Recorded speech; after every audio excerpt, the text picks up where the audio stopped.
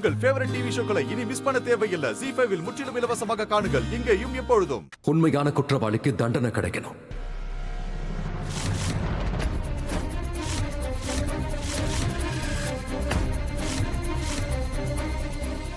இப்ப இது ப்ரூவ் ஆயிடுச்சு. இந்த லெட்டர்ஸ் எழுதுனது துளசி கிடையாதுங்கிறது. இப்ப அடுத்த கேள்வி, இந்த லெட்டர்ஸ் எழுதுனது யாரு? யாரு அந்த லிவரை எடுத்து ராதாவை கொல்ல முயற்சி பண்ணாங்க? ராதா இந்த உலகத்துல இல்லனா யாருக்கு அதிக லாபம் கிடைக்கும்?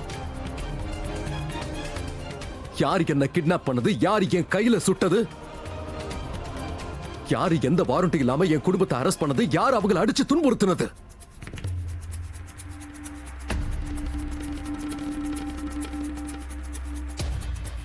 இப்படி இங்க பல கேள்விகள் இருக்கு யுவர் ஆனர். இது எல்லாத்துக்கும் ஒரு பேர் தான் பதிலா இருக்கு. அதுதான் இங்க இருக்கிற இந்த தாமினி.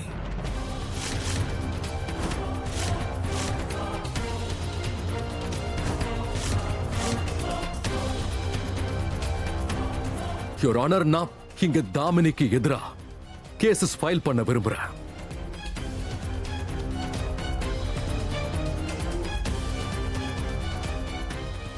ராதாவை பொய்யான மர்டர் கேஸ்ல மாட்டி விட்டதுக்காக,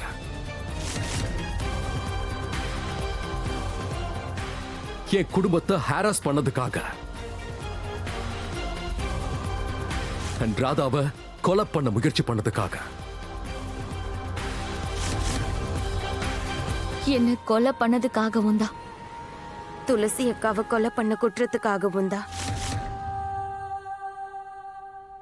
யுவர் ஆனர், தாமினிக்கு கண்டிப்பா உங்க சட்டத்திலையும் தண்டனை கிடைக்கும், அந்த கடவுளுடைய சட்டத்திலையும் கிடைக்கும்.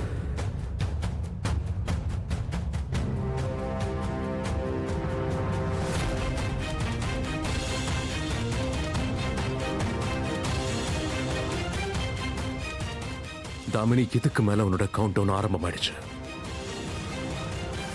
ராதா 7 நாள் 9 மணி நேரம் 20 நிமிஷம் ஜெயில இருந்திருக்கா. ஆனா நீ வாழ்க்கை முழுக்க ஜெயில தான் இருக்க போற. நமக்கு நடுவுல ஒரே ஒரு உறவு தான் இருந்தது, நட்புங்கிற உறவு. அந்த உறவை நான் எப்பவோ உடைச்சிட்டேன்.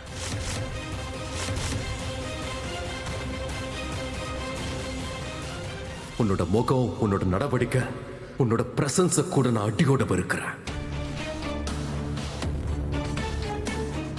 உன்னை நான் இனிமே என் குடும்பத்தோட பக்கத்துல கூட பார்க்க விரும்பல.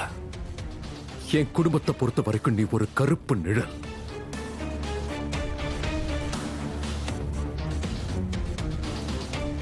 நாளைக்கு ஜென்மாஷ்டமி. அதனா என் குடும்பத்தோட சேர்ந்து சந்தோஷமா தாம் தூம்னு கொண்டாடுவேன்.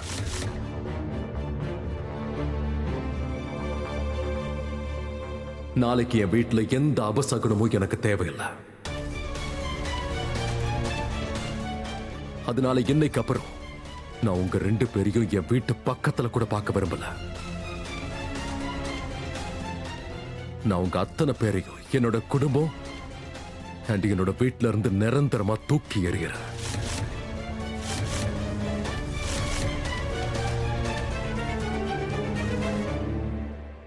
ZEE5 ஆப்பை டவுன்லோட் செய்து அனைத்து எபிசோடுகளையும் இலவசமாக பாருங்க.